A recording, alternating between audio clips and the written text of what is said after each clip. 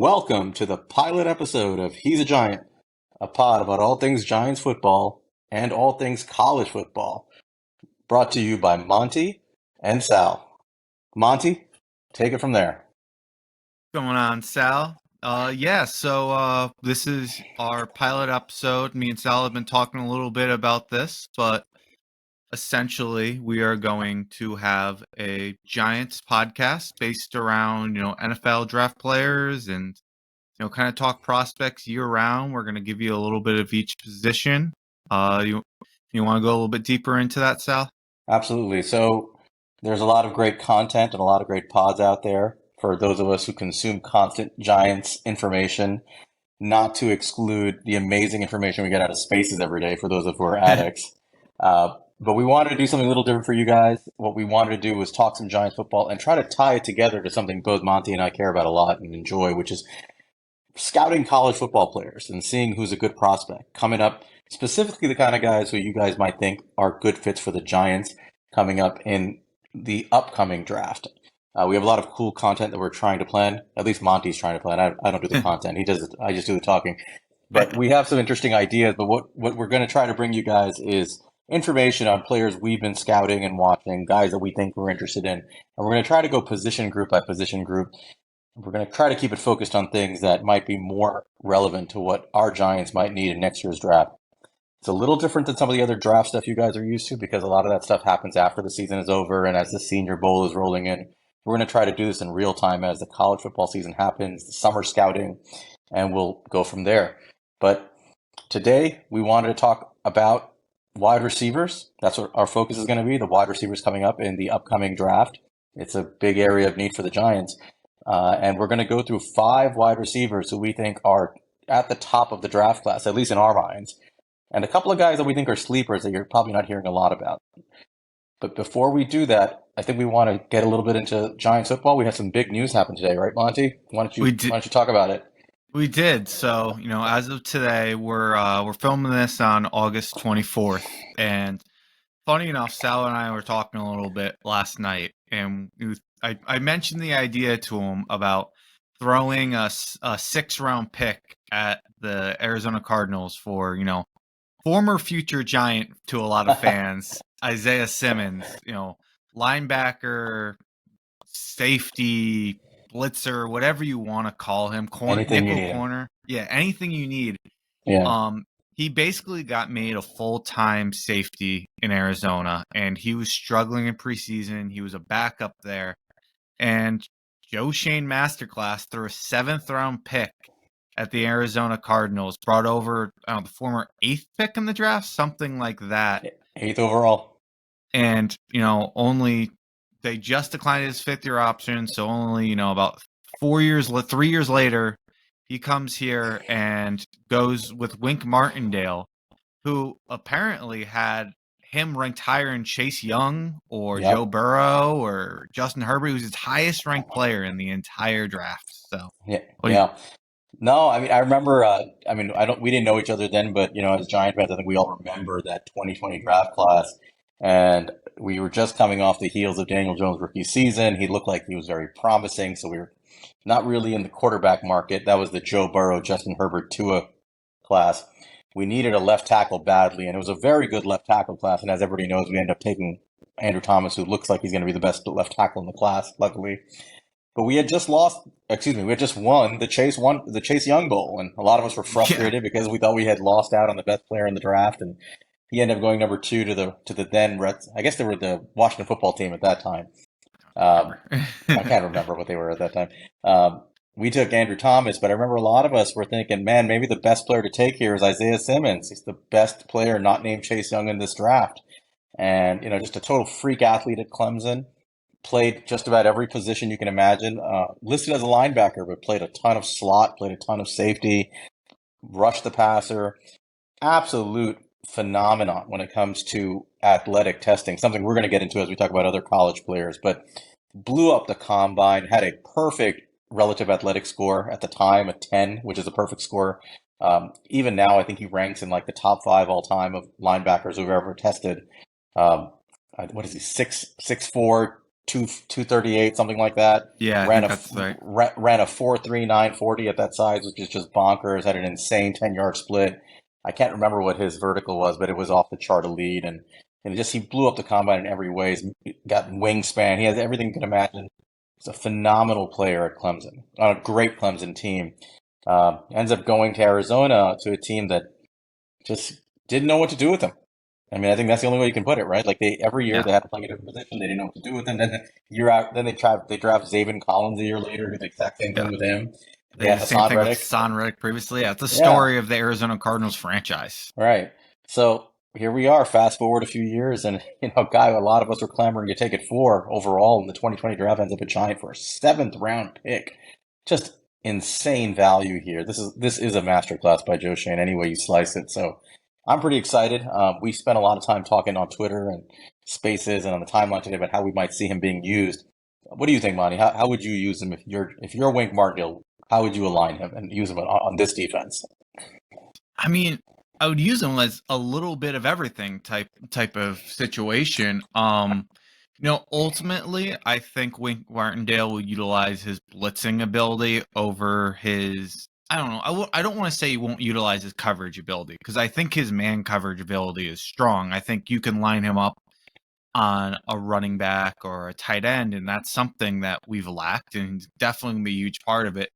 I just think that it's going to be more giving him assignments and blitzing him than, just kind of putting him back and letting him play zone. I don't think that's the right spot Yeah. to put him. But he can be a tight end. He can be an eraser of weapons on the other Yep. side, if as it can be a matchup problem. And ultimately, Wink Martindale schemes up some crazy blitzes, and you saw it with Patrick Queen. You saw it with Tony Jefferson. You've seen it with everybody on that Ravens defense. Like he found a way to blitz them. He's going to put him all over, and he's going to send him after the quarterback from all over. He's a long player. He has crazy closing speed. He's just a dream as far as a guy you can blitz. And he might not be like a strong run tackler, but he's a rangy one. So Yep. if you let him play the will linebacker and you let him, fly around the field, and you have Okereke to kind of fill gaps and be that Mike linebacker, I think we're going to be in good shape. Yeah, no, I agree. I think, for the way Malik Martindale like to deploy athletes in space, he is a perfect weapon to be used. We obviously don't run a ton of zone. I mean, when I say that, I think sometimes Giant fans think we don't run any zone just because we're a Yeah. Wink Martindale team. We ran approximately 55% zone last year. If you do the play breakdown, and about 45% pure man-to-man coverage. There's obviously, match principles and there are mixed principles in there, but Yeah. but just to give you guys perspective, a lot of the teams in the NFL have moved to real just kind of constant zone. I mean, the teams at the top of the list are doing 94, 95% zone on their defensive plays. The Giants are down in the 50-50 range. So we do rely a lot on essentially athletes, really good athletes who can take an assignment and handle it on their own. And the name of the game is just to be trusted to take away weapons from teams so that Wink Martindale can design pressures. So Wink Martindale can get to the quarterback. And his game is all about just get to the quarterback. Not necessarily all blitzing, although he schemes a lot of blitz. It's just getting pressure and trying to force an error. And when you have guys like Deonte Banks, who hopefully will grow into a great man corner, and Trey Hawkins, an amazing find for us, who hopefully will grow into the other outside corner for us, a physical corner that can stay with guys and is athletic. You have guys like Adoree Jackson. Yeah, you now all of a sudden you add in a guy like Simmons into this, who's a linebacker who can be rangy, take out tight ends, take out running backs. It really, I think, in my opinion, the value of this is it really frees up your safeties to be playmakers and to be help for our young corners. We're going to rely on two rookie corners largely on the outside here. If you can use Xavier McKinney and Dane Belton and Jason Pennock and Nick McLeod, whoever you want to throw back there to maybe back up a Trey Hawkins. Or maybe just face forward and look for turnovers as pressure comes from Kayvon Thibodeau and Azeez Ojulari and Leonard Williams and depth. And you can trust Bobby Okereke in the run fits with guys like A'Shawn Robinson and Nacho, and now, the seventh round pick, Jordan Riley, handling the run at the line. We've basically, in less than 2 years, Joe Shane has taken a roster that was completely mismanaged, devoid of talent, devoid of assets, devoid of cap space. And it's just night and day when you look at what he's done. We have a legitimate roster on both sides of the ball, at least in terms of our starting players. And the depth is coming. It may take a couple of drafts, but what we see from a guy like from Isaiah Simmons is just more flexibility. Wink Martindale can do more, and I'm pretty excited. I think he's going to get a lot of reps. I heard Nick Filato and Dan Schneider earlier. I always listen to their pod as soon as I can. Shout out to you guys if you're listening. For sure. They're talking about how they might envision him, and Nick mentioned I think he's going to come in as sort of a package blitzer initially. And I agree with that, but I think he's going to be more. I think he's going to be your number two, like a will linebacker, allowing Okereke to stay in the run fits, and he's just going to be like a roving weapon that frees up your safeties, frees up your corners. It just does so much for our team. So I'm pretty psyched about it. And listen, if he flops, we talked about this. If he's just not any good anymore, we gave up a seventh round pick, which, pick 220, 230 in the draft. It's probably never going to amount to anything, although it did for the Giants this year, but usually it doesn't amount to anything. And you know what? That's a nothing price to pay. So amazing job by Joe Shane. And one thing I'll add, just to be honest, is like, even if like he doesn't end up improving and doesn't like take that next step we hope he can under Wink Martindale, Isaiah Simmons is an upgrade from what we've had at linebacker the last couple years.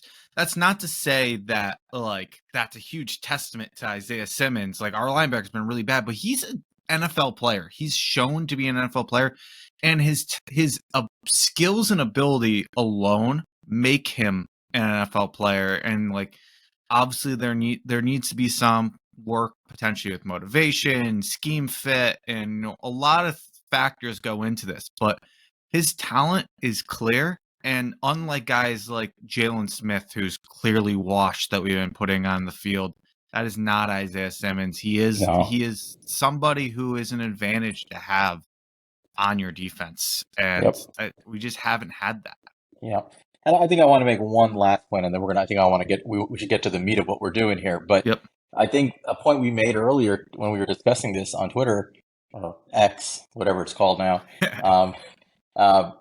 is if he hits, meaning he's a productive will linebacker. I'm not even saying he hits like the all-pro that everybody thought he was going to be coming out, but if he's just a good will linebacker, a reliable, athletic sideline-to-sideline guy who complements Bobby Okereke, there's a decent chance you're going to retain him, and you're probably not going to end up paying a ton for a guy like him. Probably $6 to $8 million if he's average, and even if he's really good, 10, 11 million, it's not a bank-breaking amount. And these players are really hard to find in the draft, and it's something we're going to get to when we get to the off-ball linebacker group. It's just hard to come across athletes like this, and when you come across them, everybody wants them. They're basically first-round picks, or at the minimum top 50 picks. So you're expending tremendous draft capital looking for these unicorns. And here's Joe Shane grabbing one, the unicorn, the original unicorn of unicorns, for a seventh-round pick, giving him to the best coach he could find to match him with. And look, if it works, I can't see Isaiah Simmons wanting to leave.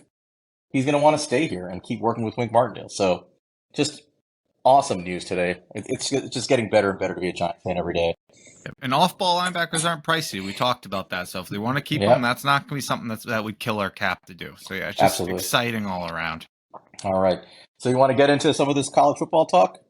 Yeah. So guys, we're going to talk to you about who we think are the top 5 wide receivers in the draft. Now, to add some clarity to that, some of our opinion definitely goes into that, but we're also trying to kind of take consensus. We're trying to look around where everybody has these ranked these points, and we want to talk about all these guys. Even if we're lower on them, we want to tell you why we're lower on them. So we're going to give you our top 5, and then because we're doing it that way, we also saved 2 of like our guys. And the exciting part we'll get into at the end is our guys are, I think there's going to be situations where Sal will have his guy and it's really his guy, and I'll have my guy where it's really my guy. For us, these guys are both wide receivers that we both love, so we're both going to be excited to talk to you guys about them. But we're going to start from 1 here, and this isn't going to be a surprise to anyone, I don't think. We have a wide receiver out of Ohio State. We actually have two of them. But if you know anything about the draft, there is one receiver specifically named Marvin Harrison Jr., son of ex-Colt Hall of Fame wide receiver Marvin Harrison. He's 6'4", 205 pounds. He's a true junior, and it was a 4-star recruit when he came into Ohio State. He had 77 receptions, 1,263 yards last year with 14 touchdowns. This guy is a generational wide receiver prospect. I mean, he is the best wide receiver prospect we have seen since, I don't know. I mean, Jamar Chase is probably the easy one to say there, but I mean, I think I could go back as far as Julio Jones, AJ Green, Calvin Johnson. He is that level of receiver. He's a total freak. Made Bruce Feldman's freak list. He's a freak from so many levels, from a skill standpoint and from a athletic standpoint. I have a lot to say about it, but I'll let you touch on it first here and get a chance to Sal. I mean, you hit on a lot of the points, and I think, at this point, if you don't know who Marvin Harrison Jr. is, you're probably watching the wrong pod or listening to the wrong pod. A lot of people think Marvin Harrison Jr. is the best player in college football, pound for pound. I think you'd be hard pressed to argue that point. I've heard him described as a perfect player, as you mentioned. The crazy thing about him is that as big as he is and as strong as he is and as athletic as he plays the game like he's got a chip on his shoulder. And he plays hungry. He plays like a guy who's trying to prove himself every game. It's such a competitor when you watch him play on Saturdays. I'll just go through some stats just to, I like to back up some of what we're talking about with stats and see if it matches the eye test. Everything matches with him, but he lined up about 86% of his snaps on the outside. Contested catches, something we're going to hear us talking about today. He made 60% of contested catches. Good number is somewhere in the 40 to 50% range for these outside receivers. 60% is very high. He had 36 explosive plays. That is defined as a pass play. Number one in college football, in all FBS. That is, or I think in all of college football, actually. Defined as a pass play that went for at least 15 yards. 36 in he played 12 games? Absolutely freaky. And this is a guy, keep in mind, who was being bracketed and covered tightly and had safeties all over him. He's just an absolute freak in every way. He's an intelligent and not really a nuanced route runner, but a good route runner. You can see the pedigree, and I think you're going to see this. And there's going to be little clue. We're going to talk about this again, but you can see that he is the son of a former NFL player, and you see this with players. He has an understanding of routes and playing the game that I think sometimes players who are not from generational NFL family lines don't understand. He puts it all together with his freakish athletic ability, his strength.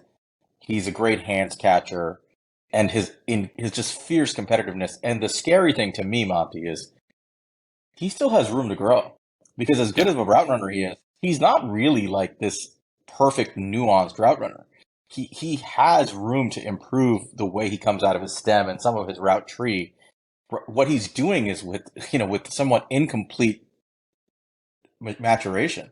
So, clearly the top wide receiver on the board. My opinion, he's probably a top 5 pick, although you never know how the draft board goes. But that's sort of my summary of him. What else? Any other thoughts on Marvin Harrison? Yeah, I mean, I'll just add on to what you said a little bit. And like what we're saying, we're not taking away at all what he is, the route runner. He is still an A- type route runner right now. He's phenomenal. But you can see the flashes. He can be an A+ route runner. He can get there. There's just a few things he needs to be more consistent with, like his pad level and in and out of stem things. Things you mentioned already. Yeah. But man, we've talked about it. This guy could be 5'11", and he would still be a top 10 pick coming in this draft. He's that good. the way he, uses his body to block off defenders, his hands, how good he is with those contested catches, how he's route running that we've already spoken to, how explosive of a player is. I mean, he had, like he said, he's second on Bruce Peldon's freak list. Yep. He is supposed to be running in the 4.3s. He hit 23.5 miles per hour at one point last year. He had 20 bench reps of 225. Like, this guy only had 3 drops in 118 targets. He is everything you want in a wide receiver, and you can very much see that he is the son of Marvin Harrison. Like, as we talked about, that pedigree is there. It's clear. He's a freak. Giants will never have a shot at this guy. Let's make that clear.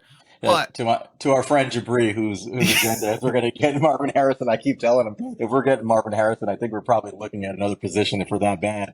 But I don't think there's much of a chance he's a Giant unless the Giants want to mortgage the future to go get him. I suppose that's possible. I guess the Julio Jones, that's what the Falcons did. They went up and got him, but I don't know. He won't be a Giant. Oh, I forgot one more. He also ran a 3.94 20-yard shuttle. That's crazy. That's what OBJ ran. That's insane. That's like right what Jackson Smith and Jigba ran. That's a freaky time. That's the 98th percentile, I think. Yep. So yeah, we won't have a shot on him. We're gonna try to tell you guys how these guys would fit in our offense. And I'll make it clear, Marvin Harrison Jr. would fit any offense. He would fit Jason Garrett's offense. He would be a stud no matter where he went. We will not have a shot at him, unfortunately. I think it's fair to say, and I know this is kind of crazy hyperbole for most rookies, if he was in the NFL today, he would almost immediately be viewed as a top 15 receiver, like right off the bat, without playing a snap. I mean, I agree. I mean, look at what the impact Jamar Chase came when he came. He became a top 10 guy right away. I think that's what you're looking at with Marvin Harrison Jr., especially how fast these young guys are really popping on the scene now. And I think he'd do that this year at 20 years old right now. He's like so much room to grow too. When you're this young and this good, that's how you find the real studs. When you can elite player in college football at 19 years old, it's different than being elite at 21, 22. So again, I think I view him as a top 5. Where do you see him going in the draft? Yeah, I don't see him falling out of the top 5. I think knock on wood, God forbid, he could have a knee injury, and I think he'd end up in the top 5. Like, he's that good. He'd probably have to shoot someone like his dad to fall any further than top 5. So it would require something insane. Yeah, but anyway, he'd go to you, so. Yeah.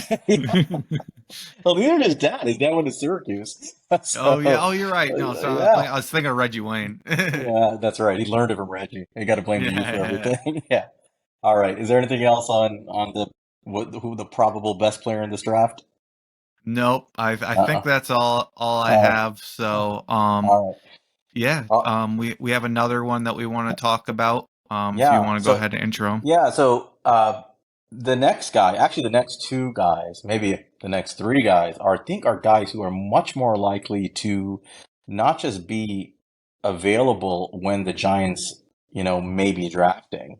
And I think just for, not to offend anybody, but we're just kind of using what the consensus on the Giants is, which is, I think people view them as somewhere between a 7 to 10 win team, and you could take your pick on where they land on that spectrum.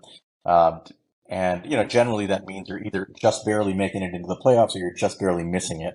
So I think if you guess today, the Giants might be drafting somewhere in the first round in the mid to late teens if they miss the playoffs, and the low 20s if they made it. So we're talking about guys who I think might make it there. So I think both of our opinion, the second best wide receiver in this class, and you got him showing there on the screen, Malik Nabers out of LSU. He is a true junior, former 4-star recruit, 6 feet tall, 200 pounds, 72 receptions, 1,017 yards, and 3 touchdowns in 2022.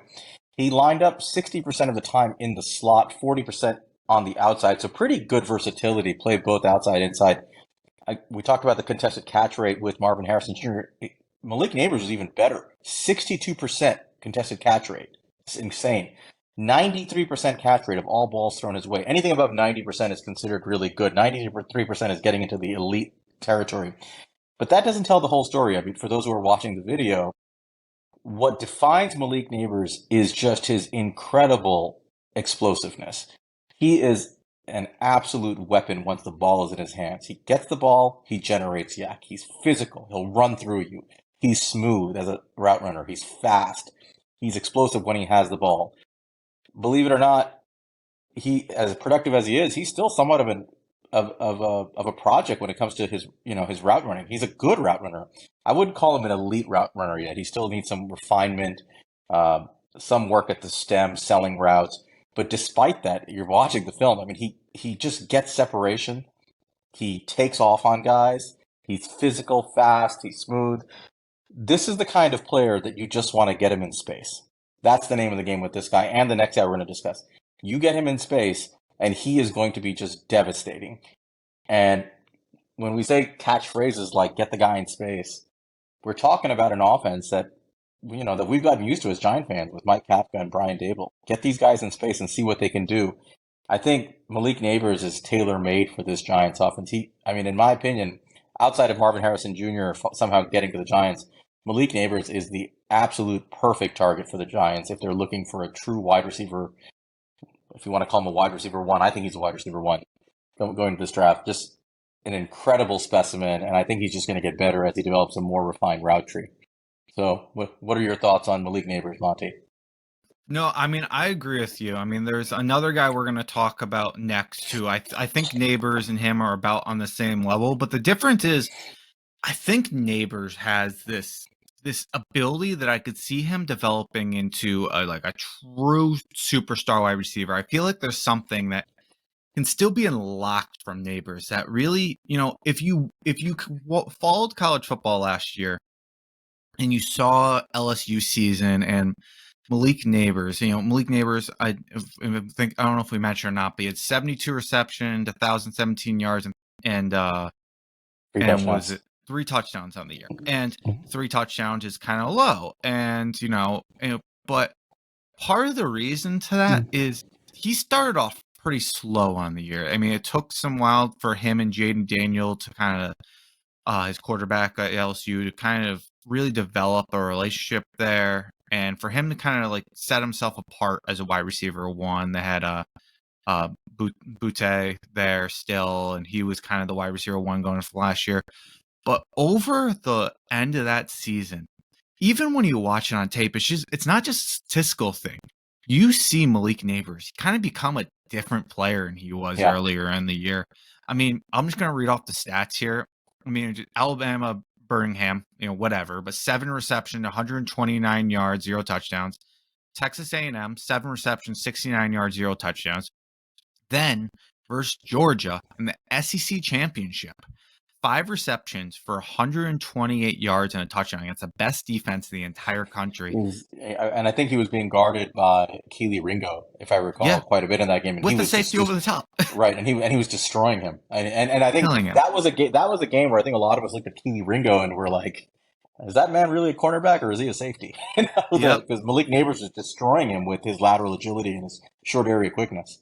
His burst, his acceleration is insane. He really put it on display. And then to finish it off, in the bowl game versus Purdue, 9 receptions, 163 yards, and a touchdown. So at the end of that season, he looked like a different player. He went from looking like, wow, this guy has the tools.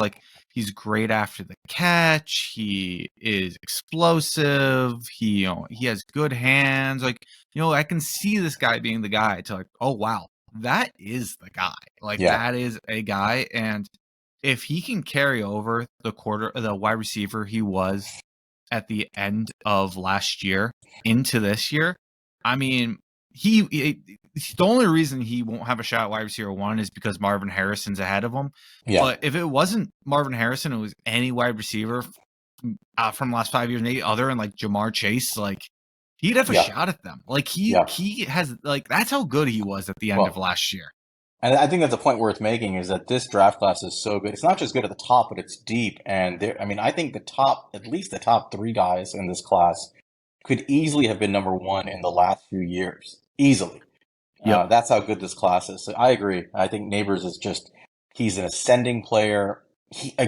What excites me about him is that he's just so competitive and so good in so many ways, yet his route running is still improving. And, with an NFL coaching staff, another year in college before that, the sky's the limit for this kid. The comp I heard, I think it was Connor Rogers might have said it. He Yep.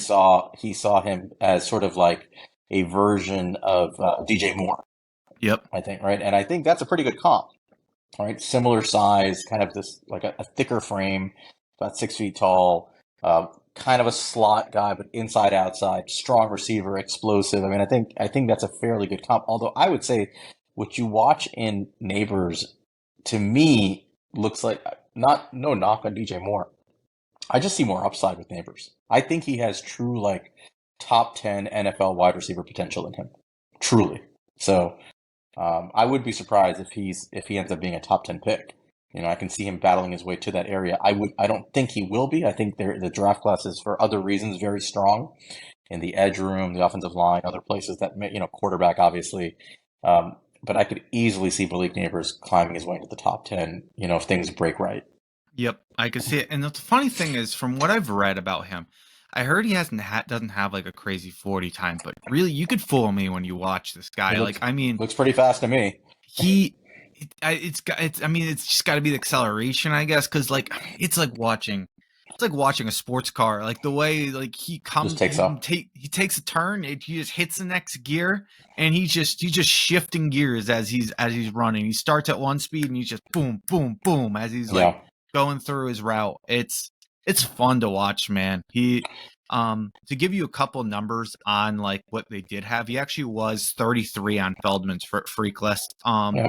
They didn't really have any traditional numbers for him, but he was 101 in the RSI model with a 40-inch vertical. And essentially what I read with the RSI model is that he was the fastest player on the team to his max vertical. So with that 40-inch, he has his explosiveness that gets him to his max vertical quicker than anybody on the team. So and you can see it while you play him. He goes up to make a play. He'll turn around, make a play, and he'll flip his hips around. He'll be running straight. And he's gone. Yeah. Yeah, do a full 360 and take off. He is.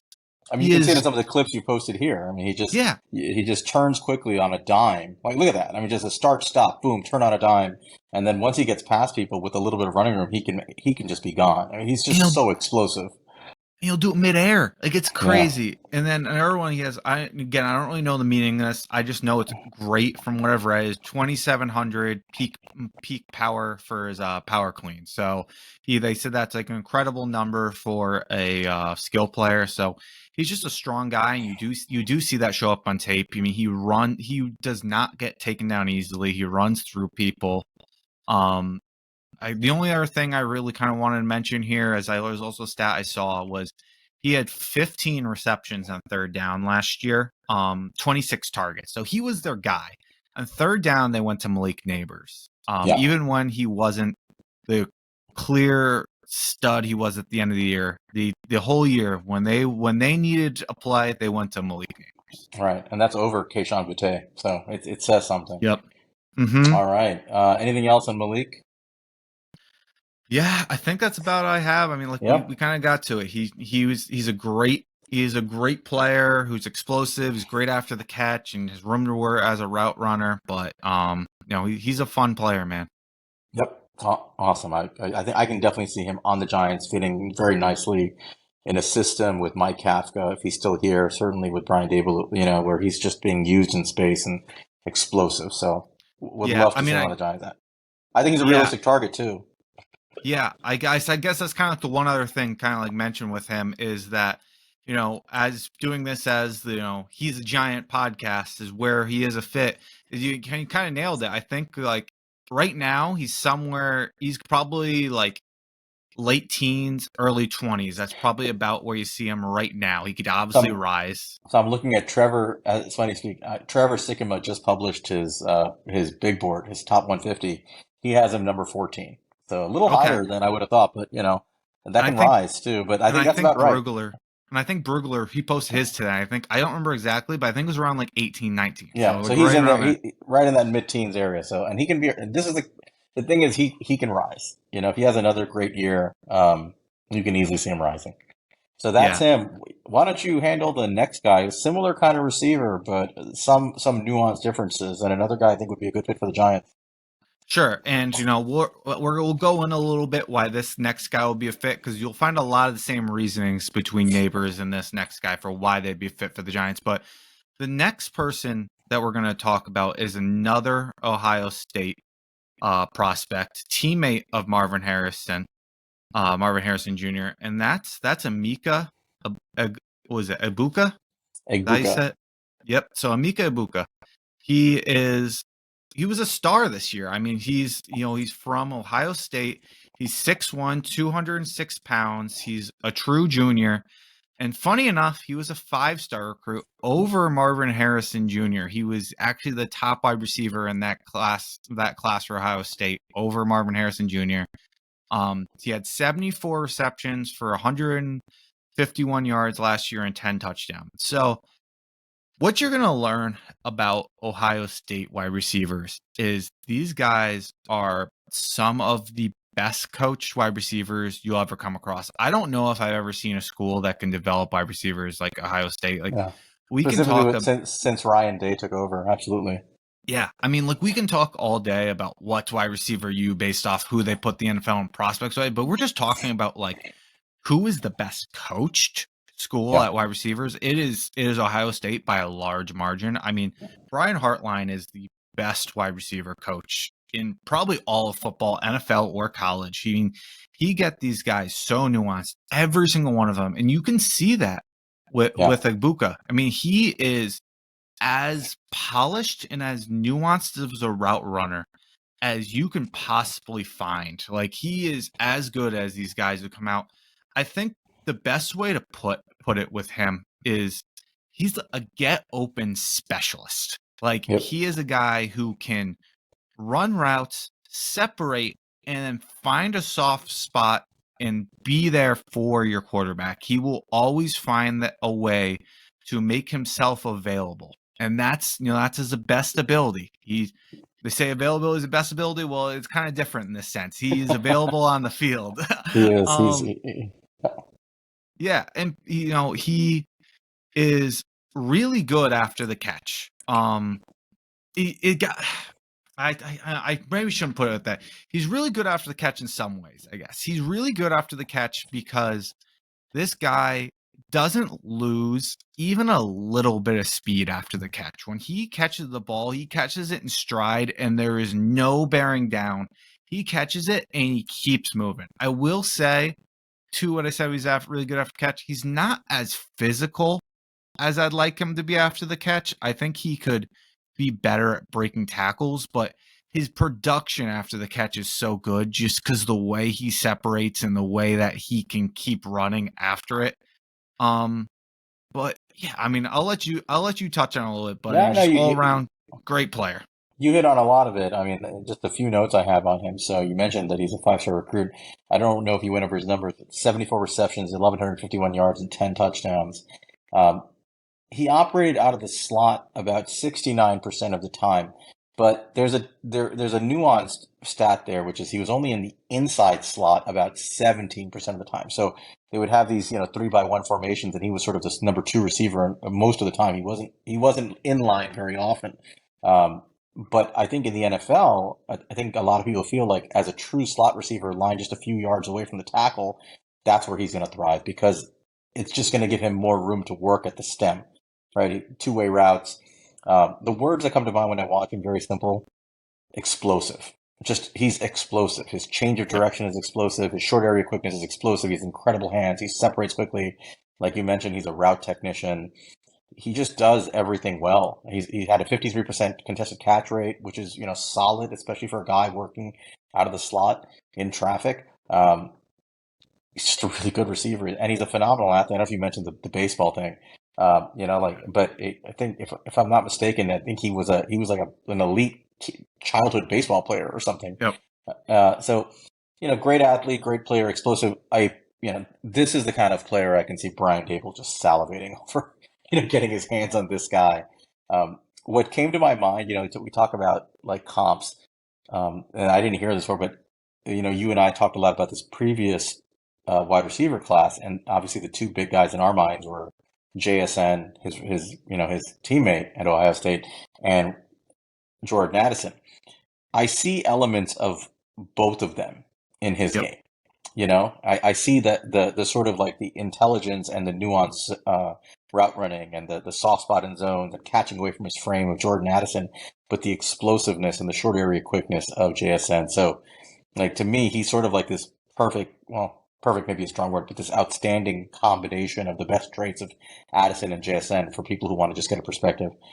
But Yeah. that's kind of all I have on him. I just think he's a really great prospect, and he's a guy who's I think he's going to land in the mid to late teens, maybe early 20s in the draft. We'll see, but I think he's definitely going to be there for the Giants, but that right in their wheelhouse if they want to go get him. Yeah. I mean, look, I'm right there with you. I really kind of like what you brought up with JSN and Addison because he's going to get a lot of the same treatment that they got Yeah. last draft process, this draft process. A lot of people are going to say that he's a slot only guy. You're not going to be able to see him play outside. And a little bit interesting though is JSN got a lot of that, but he played like 90+% in the slot. Well, Yeah. without even bringing up the percentage that he played inside slot, like 69%. It's much smaller rate than JSN had. Yeah. I think he has more vertical speed than JSN had. JSN's more explosive and like short areas than I'm pretty sure he's going to test better overall in terms of long speed than JSN yeah. did.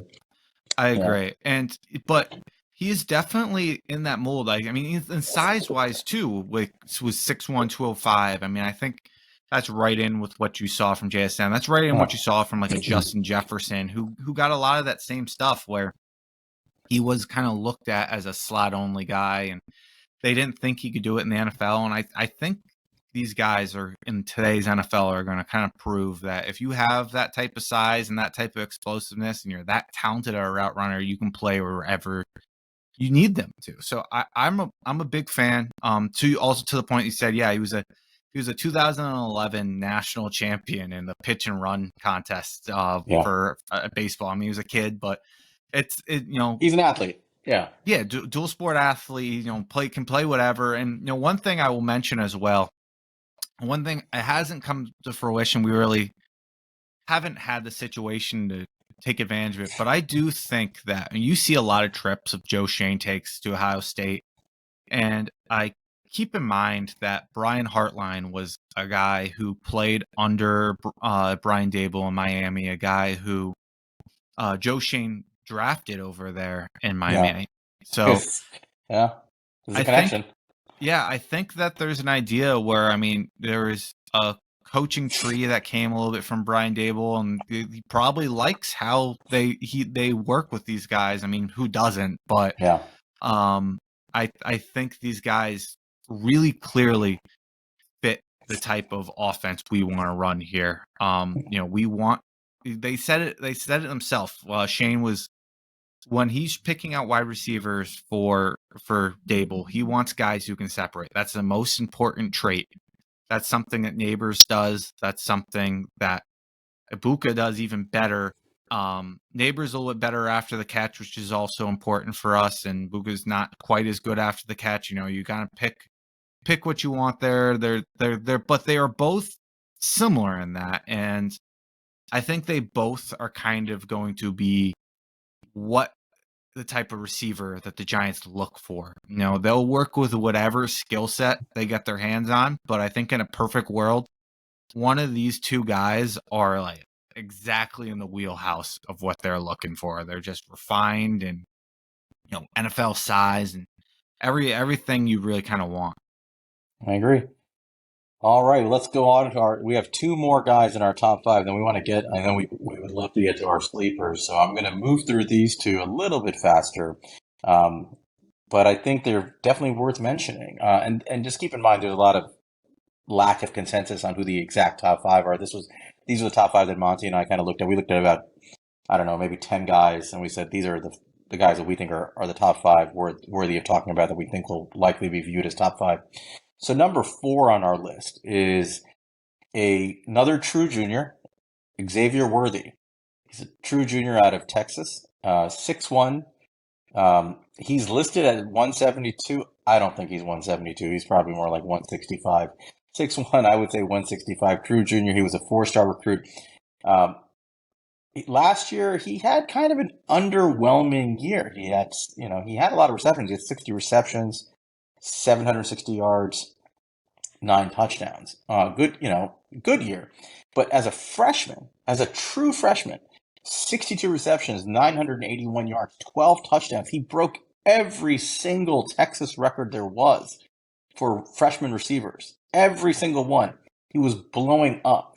And he had a little bit of a down year relative to his first year. There were just parts of his game that were not quite as good. But in a word, this guy is fast. Speed, speed, speed. So, a couple of facts I found out about him. He ran a 10.5-second 100-meter dash as a sophomore in high school.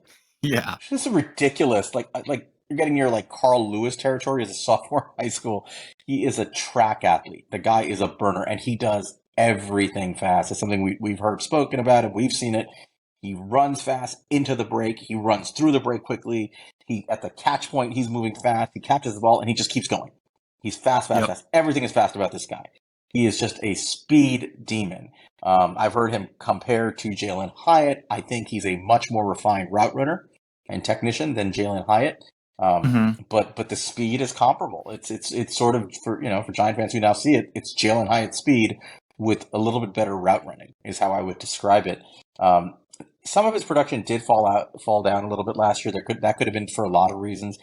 He spent 78% of his snaps outside in 2022, which is a pretty big number. He spent more of his time in the slot as a freshman. But he couldn't really do as much. He had less broken tackles. As a freshman, he caught 91% of catchable balls, which is, again, like I mentioned, that's kind of getting into that elite territory. It dropped to 85% as a sophomore, and he didn't break tackles as well, like I mentioned. Just didn't look quite as crisp. People wondered what happened. And it turns out after the season, he was playing the whole year with a hand injury. And I think that hand injury probably did contribute to some more drops and maybe a little bit more trepidation, less broken tackles. I think he had like 10 less broken tackles than the year before. Yeah. But at the end of the day, we're talking about a kid who's just fast. This is a speed receiver, good route runner, smooth, amazing with his rail thin like frame, great body control, hands. He does he'll bucket catch sometimes, but he has good hands. He can contort his body at the catch point in like insane ways. It's a freak athlete. But if you want to knock on him, this kid is rail thin. He's very, very thin. Devontae Smith thin. And you see even in college, like he just gets bulldozed on tackles. You've seen it. I remember at the playoff game against the Giants, Devontae Smith got hit, went flying. I don't know if it was a playoff game or the regular season game, but he just went flying like to the stands. It looked like, these guys, when they take hits, their body is not built to withstand like hits from NFL players. And it doesn't mean they're going to get hurt, but they're definitely going to have some ugly looking falls, and they're going to go down when they get hit. These guys tend not to have the greatest contact balance. So I do think he's going to have to gain some muscle, gain some mass. He's very young. Obviously, he's a true junior, but he's going to need to put on some girth onto his frame to really withstand some of the NFL stuff, like a lot of these faster, skinnier guys do. But that's sort of what I got on him. I think if the Giants are looking for another speed demon with a little bit better route running ability than Jalen Hyatt, he's your guy. Yeah. I think it's the guys you brought up are interesting. I mean, you bring up Jalen Hyatt, who, is a speed demon and is like another guy who, rail thin, 6 foot plus, and Devontae Smith, who obviously has a very different game, but like probably the closest frame to this guy. I mean, like this guy is not a short player. No, he's 6'1". 6'1", yeah. But he's thin, man. But the difference between he is his own guy. He is not Hyatt. He's not Devontae Smith. But where I'd say he's closer to Hyatt is you can see his frame affect his ability to play football more than Devontae. Devontae Smith was kind of the outlier where it's like people were, always thought were overreacting about his size because it didn't show up on tape at all. Like he couldn't touch him. Well, Hyatt and Worthy, definitely you can see people take advantage of how physical that they are. They're not very physical, and you see them get knocked around because they are, guys who try to make runs off play, especially Xaiver Worthy. Xaiver Worthy is a guy who is phenomenal after the catch. I mean, he is a guy who tries to get around people, break tackles, especially as a freshman. You mentioned it. He went down from 14 broken tackles to 4 the next year, but as a freshman, he was doing end arounds and they're asking everything of him, and he was delivering. He is extraordinary in space with the ball in his hands. He's such an interesting guy. So one thing I'll say, once we get past these top 3 we talked about, those top 3, I feel pretty confident that when we finish this college football season, those guys will be in the top 5 in some shape or form. Absolutely.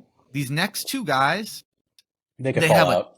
They could fall out, but they have a lot of things to be exciting about, especially Worthy, man. I mean, Worthy, as a freshman, he had one of the best freshman seasons we've seen from a college football player. From a freshman wide receiver, he broke like every single record at Texas his freshman year, but he took a step back. One thing I will mention that I don't love about Worthy, and anybody who's watching from our YouTube and are watching this, you might be able to notice it.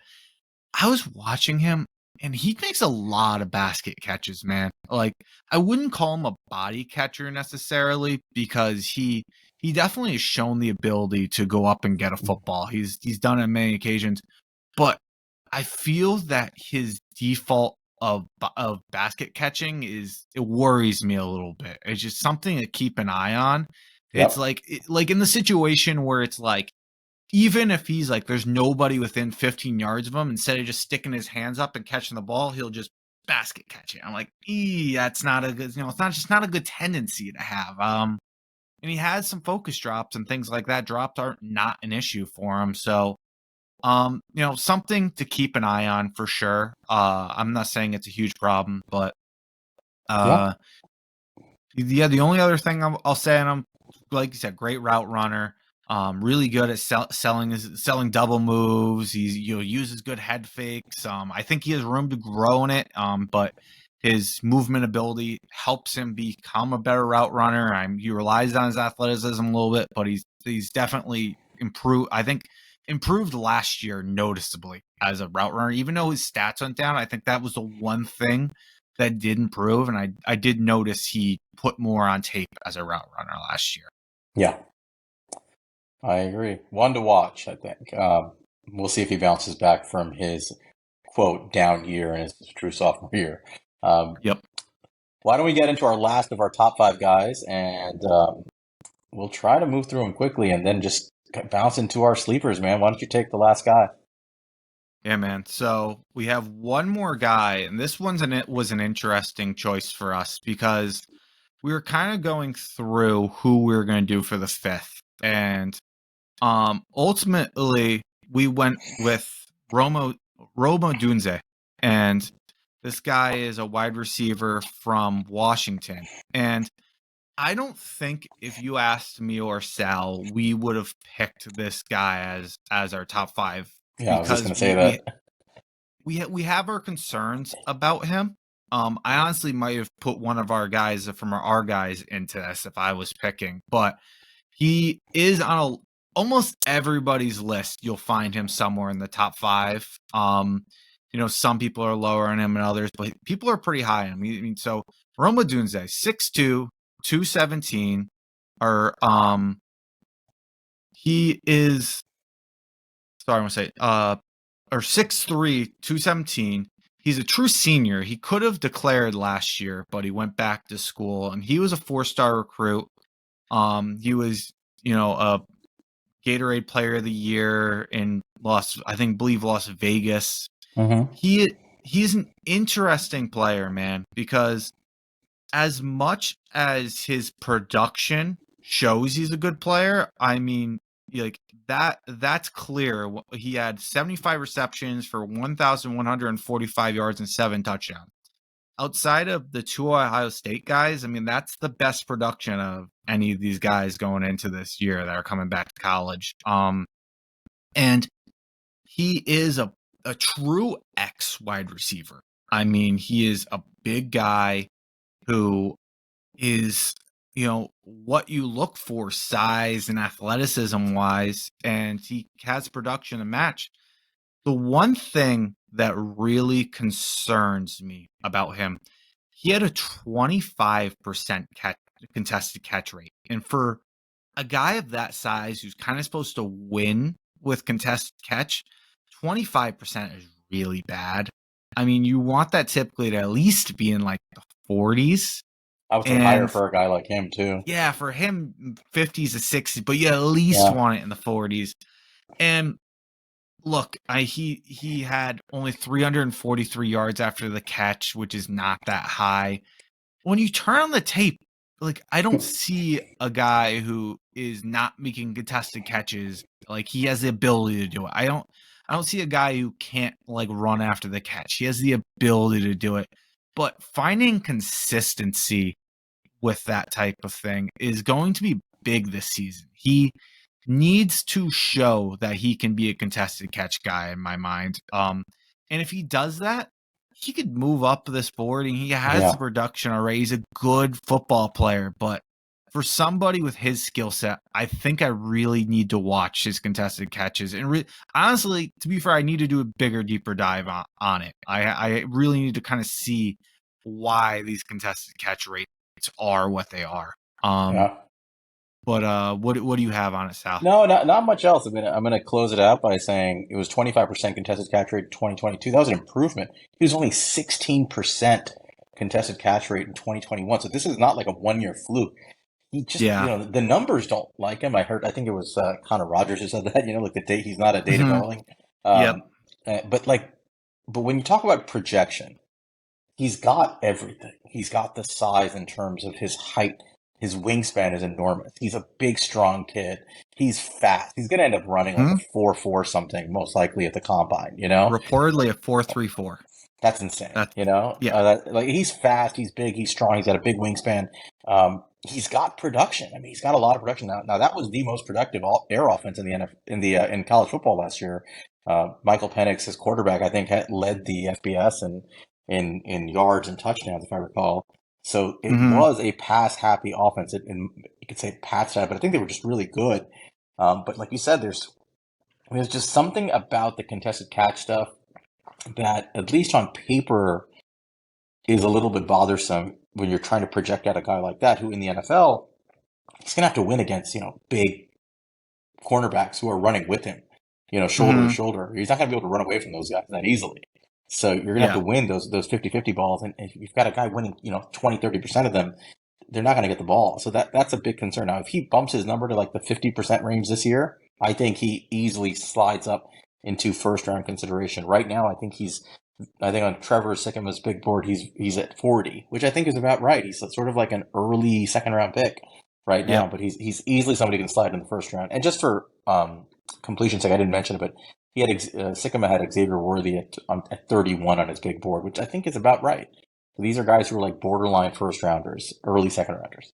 That's kind of it. I think Ozuna, he's a guy to watch this year. Odunze is a guy to watch and see if they do it again and if he can become more productive and more efficient with the contested catches. Everything else about his game screams wide receiver 1. So he can be a quick riser. The one other thing I wanted to say about him is when he made Bruce Feldman's freak list, I'll go down those numbers a little bit. If he was 57th on it, you guys were reported 4.34 40. He had a 4.19 20-yard shuttle, and he's supposed to have a 37 vertical jump. So if that stuff is true, I mean, people are going to love this guy. He's like DK Metcalf, Chase Claypool. All these guys love when they get to the combine. But he has the production to match, so he's going to get love regardless of what happens with that. But I'm going to be nervous about him until that contested catch rate fix. And one thing I will say, you do see him like running away from guys. You'll see him run vertical and leave guys in his dust. I don't see the speed with the ball in his hands. I see people catch up to him all the time. I don't see him have that separation speed to run away from people once the ball is in his hands. I don't know why it's not there with that type of 40 time, and you do see it like where he's wide open. So I don't think it's not there for like at all. Like I think he does run away people on the field. I just not once his ball's in his hand. You look slow with the ball in his hand. That's just my opinion. I agree. All right, so that's our top 5. I think some of these guys can move up and down, but we went from guys who I think are definitely number ones who are going to be in the top of the draft, middle of first round, to guys who are kind of pushing on first round. And there are guys who can rise, but these are the guys we went over. There are other names that we could have mentioned, but we wanted to get into a couple of guys that we view as sort of our guys. These are, I guess you want to call them sleepers. We're going to try to do this with every segment, and please bear with us. I know we're getting into about an hour of this. We're going to try to shorten it with future pods. But, well, by the way, for those of you who are kind enough to listen and watch, we'll give you our information at the end of the pod, but we would love feedback to to us on Twitter, whatever you want. Give us feedback. We want to make the pod better. But I do want to spend a little time on these two guys because we love these guys. So these are not consensus top 5 guys, but they might be top 10.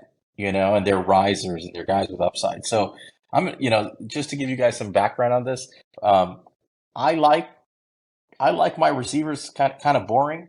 I like them. I like technicians. I like route runners because in the NFL, I feel like there's at combine season, draft season, everybody's in love with the explosive guys, right? They're kind of the haymakers. They get all the love around draft season, but in the NFL, what plays sometimes it's like that boring guy, right?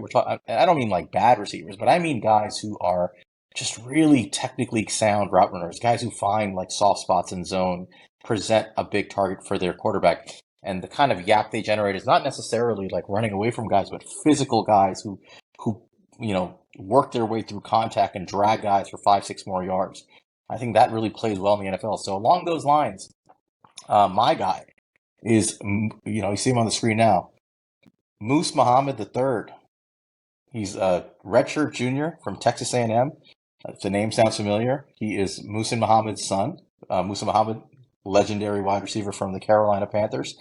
The kid was a 4-star recruit last year at A&M. He had 38 receptions for 610 yards and 4 touchdowns. So not a lot of yardage, but a decent amount of receptions for a guy who kind of came on again a little bit later. My notes on him, he lined up in the slot 87% of the time. But again, like I mentioned with Emeka Egbuka, only 19% of his slot was on the inside slot. So he didn't, in college, these formations where he's like the second man in the numbering system, he was often, closer to the boundary. But, definitely lined up a lot in the slot. I think he projects as a slot receiver in the NFL.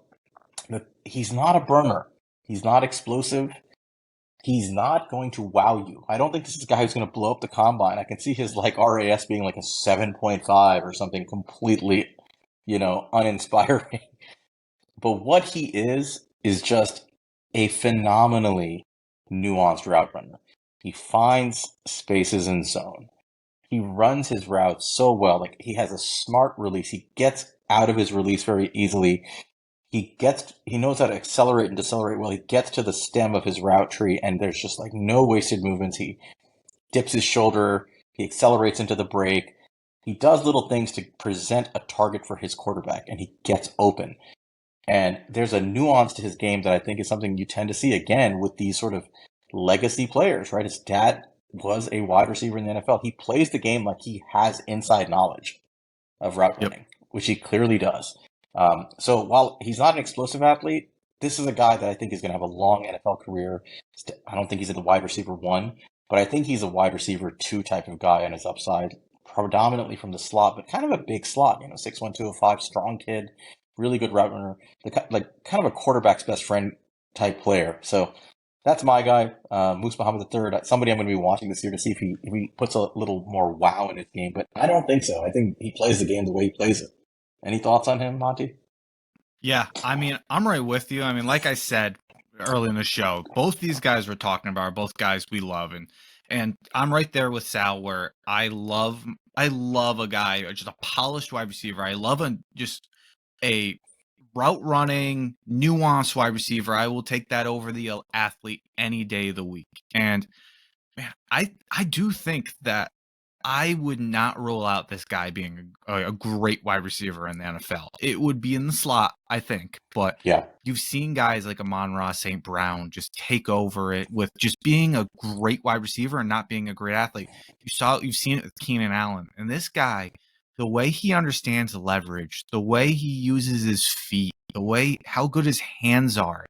It's just like such a young age with that, and I love the NFL bloodlines. It just it's just something different about these guys. So I somebody who I'm excited to see if he takes the next step this year, because he did only have 38 receptions, 610 yards, and 4 touchdowns last year. That's not crazy numbers by any means, but something worth mentioning on that, he had 20 explosive plays, which is crazy for the production, for a non-explosive athlete. Yeah, and for not putting up a ton of production yet. I think he's a guy who can be a very good player. Something, it's funny to mention. It probably doesn't mean anything, but Joe Shane was just a kid on the Carolina Panthers scouting staff when they drafted Muhammad's dad. They drafted Moose's dad, and he was there, an all-pro wide receiver on that Carolina staff when Joe Shane was just a kid starting out in that scouting room. I think that's an interesting storyline to keep in mind when we're going into next year. He is the type of guy they look for. He can separate, man. Yep. Yeah, and again, the NFL bloodlines, man. There's something to it. It's something very real. So that's him. I'm going to watch him closely. Why don't you close out our player profiles with your guy? And we saved, should we say, the best for last? The most fun, for sure. For sure, the most fun. Why don't you take our last guy, our sleeper guy here? And before you go into it, by the way, I'm just going to mention on the PFF big board, Moose Muhammad right now is 65. So he's projected as sort of like an early third round pick. I think that's about right. I wouldn't be surprised if that's where he kind of lands. I don't see him moving up or down too much. I think he's going to be in that area. Yeah, I would say at best he can get himself up to like high second, but I do like his potential in the NFL. It's just the type of players I see translate, but not exactly the type of players that I had a hard time coming up with a comp for him. Actually, there's one I thought of, and it's going to sound kind of crazy. He reminds me a lot of Sterling Shepard. I can see that. The way he plays the game, just so smart, and gets open, reliable hands. His dad was a college receiver, Sterling Shepard, so exactly. They play the game a certain way, like they know more than everybody else on that field, right? And they're not explosive athletes, but they're just so damn reliable. Great route runners and always find a place to get open. Quarterback best friend kind of guy. So I guess that's my early comp for Moose Muhammad is Sterling Shepard. But why don't you take our last guy and we'll go from there. Sure. So again, so I'm gonna go ahead and call my guy right here. But really somebody that Sal and I both love. This guy is named Malachi Corley, and he plays for Western Kentucky. But oh my God, is he fun to watch, man? He is fun to watch. He is 5'11". 220 pounds is what he's got up to this offseason. Of pure muscle. Pure muscle. He is a running back playing the wide receiver position in every sense of the word. He's a senior, so he could have come out last year if he wanted to. He actually came into Western Kentucky as a 2-star cornerback. Then he got switched to a running back, and then he got switched to a wide receiver. Last year, he had 101 receptions for 1,295 yards and 11 touchdowns. I'll tell you, I've never seen so many screens in my entire life. I mean, this guy, much fun. He is so much fun to watch. I'll put the elephant in the room. He's Deebo Samuel. You watch him, he is more Deebo Samuel than Deebo Samuel is. He's like Deebo, but an angrier version of him. That's what he looks like. Yeah. What people describe Deebo Samuel to be is everything Malachi Corley is and more. Malachi Corley, when you watch him, he is a train. He seeks contact. That man wants to bury you and put you into the dirt. I'm afraid this man is going to get hurt. How aggressive he runs! Like, I don't think he's worried about getting hurt. no, he's not. He is not worried. He had 43 forced missed tackles after the reception last year. They led all of FBS. I mean, insane. He will always lower his shoulder. He played 94% of his snaps from the slot, but I mean, that's the role he's gonna play, and that's what he should play, man. When he comes to the NFL, he's going to find a team who want either the 49ers or one of these teams that have taken that Shanahan philosophy. There's plenty of them all around the league. You're going to find somebody who wants to put this guy in space because, look, I don't think he's a bad route runner by any means, but he is a guy who you more just want to scheme into space, get him the ball and say, you're in space, go make a move, make a play. It's just like Debo. The same thing with Debo. Debo was not someone, he's become a much better route runner. He's improved as a player all around since he came to the league, but he was not a special route runner at South Carolina. He came in, they put him in the space, and he dominated. And that's what I see with Malachi Corley. I've spoke a lot, so I'll let you touch on it. There's not much. I mean, just a few things I wanted to say. So I think we heard him described on one description as he's built like a brick shit house. The dude is just a monster. I mean, he's just yoked up as hell, and he plays angry. He's angry Debo, which is a crazy thing to say. He's sort of like an advanced gadget, right? Like, I think you just get the ball in his hand and just let him just steamroll people. He's incredibly quick for a guy with his physical stature, right? Like, he's a strong guy, but he plays faster than you would think once the ball's in his hand. Like, if the ball's in his hand, he explodes. He accelerates. Like you said, he's a very raw route receiver. He's kind of the opposite of Moose Muhammad, right? He's not refined at all. He's just a like a big bowl of clay that you can mold. He looks slower before he gets the ball. And as soon as he gets it, he just hits he goes 3 gears up and powers up like a freak. I think he had, I don't know if you mentioned, he had 32 or 30 explosive plays, some insane number, with an average depth of target of 6 yards. I mean, just think about that for a second. An average depth of target of 6 yards, and he had 30 explosive plays out of that. Yeah, it was 6.8 average depth per reception and 31 explosive plays, which is 15 yards or more. Right. That means this guy's getting 10 yards of yak going through guys, on all those plays. He is an absolute freak. He's the kind of guy that, whereas Muhammad is a refined route runner, and I think he's getting close to being a polished product, and I don't see him moving much up and down the draft board too much. Corley is a guy that fits the description of what I said. I think really plays well in the NFL. These guys who are just physical and can get yacked, the tough way. And teams are going to fall in love with his physical attributes. And I would be shocked if this guy doesn't just explode on the boards. If he has another really good year at Western Kentucky, he's going to come into the combine and he's going to look different than everybody. And he's going to play different than everybody. He's going to test really well. And, I can see him rising up to the top of the second round, maybe sneaking into the bottom of the first, although you don't often see guys from Western Kentucky go that early, in these schools. But top of the second, I can see him climbing up there. Right now, he's number 52 on the PFF big board, but I think he's a guy you're going to watch rise. He's just so much fun, such a tough player. And honestly, on the Giants, you can always use a guy like this. Right, you can use a guy yes, the Kyle Shanahan system needs guys like this, loves guys like this, but so does the Brian Dable system. They'll find space for him, and the real key with him, like you said, is just get him in space and get him the ball. Just put the ball in his hand, and then just watch him do incredibly crazy things with it. And that's the kind of player he is. And you can always make room for a guy like that on your team.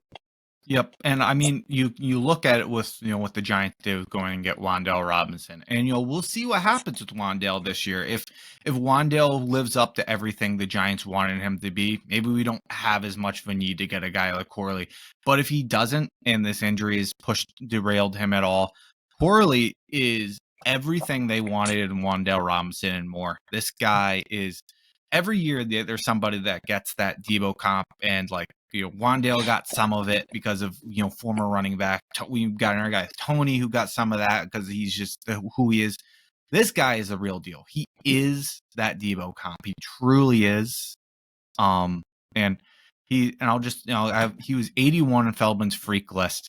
He came into school at 193, got up to 220.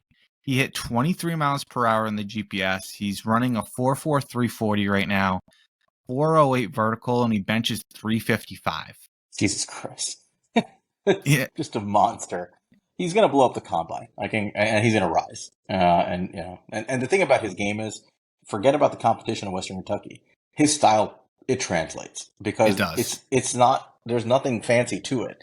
You just need an offense that gets him in space and gets him the ball. That's it. And it's Yep. a very simple plug and play kind of simplistic style, but it's so devastating when you have a guy like that.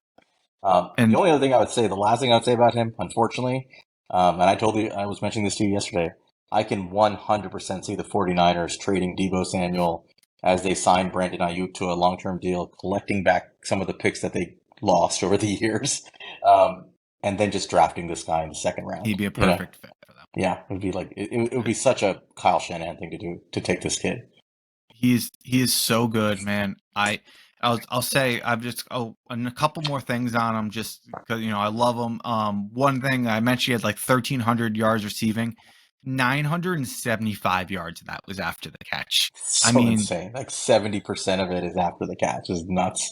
He is a freak player, and I'll say one other thing I'll mention as I don't think this is where it'll go, especially how the NFL is valuing running backs right now. But I legitimately think if a team wanted to just draft him and play him at running back, he would be one of the best running backs in the NFL, just given like his ability as a receiver and how physical he is as a runner. I think he would excel there if somebody took a Tony Pollard type approach with him.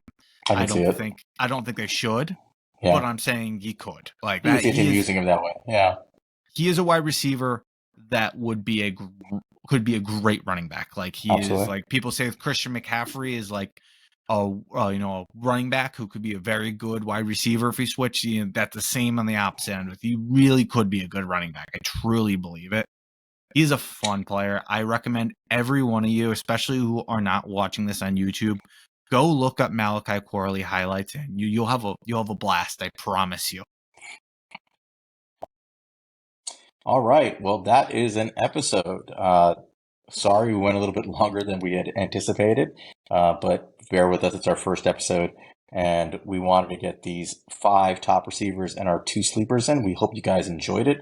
It's our pilot, so we hope you guys can, interact with us on Twitter, and we would love any feedback you have, good, bad, anything, to help us make this a better pod. Tell us what you want to hear. Tell us what we could do better. Tell us if you like it. If you want to find us on Twitter, I am known as Sal, who is not a content creator. My handle is @Queens_guy, and Monty is Monte Cristo @MonteCri5TO. And hopefully you guys find us on Twitter and interact with us and tell us what you think. My only other closing comment here is we're going to tell you guys some games to watch every week, and the game to watch coming up, a big game, LSU and Florida State on September 3rd. It's a Sunday night game. You're going to see 3 receivers one from this list, 2 that we didn't mention that are going to be in that game. Malik Nabers, and then Keon Coleman and Johnny Wilson from FSU, who both barely missed our list. So hopefully you guys get a chance to tune in and see these guys. Monty, you want to close us out? Yep. So yeah, just to add on to what Sal was saying, should be a great game to watch. So I recommend you guys checking in. I mean, Nabers is obviously, we talked about him, great player. Johnny Wilson, huge 6'7" foot guy, 7-foot wingspan, physical freak. Want to check him out. And Keon Coleman is actually number 4 on Dane Brugler from The Athletic, one of the best in the business. His wide receiver list. So yeah, all guys worth checking out. But thank you guys so much for checking out our first episode, and we're gonna keep trying to give you guys good content and give you guys good information. Doing defensive line next week, so we'll go ahead and get another big need for the Giants out of the way and tell you guys some guys to look out over there.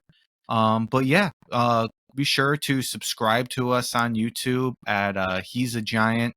Make sure to subscribe to us on or follow us on Twitter at He's a Giant Pod.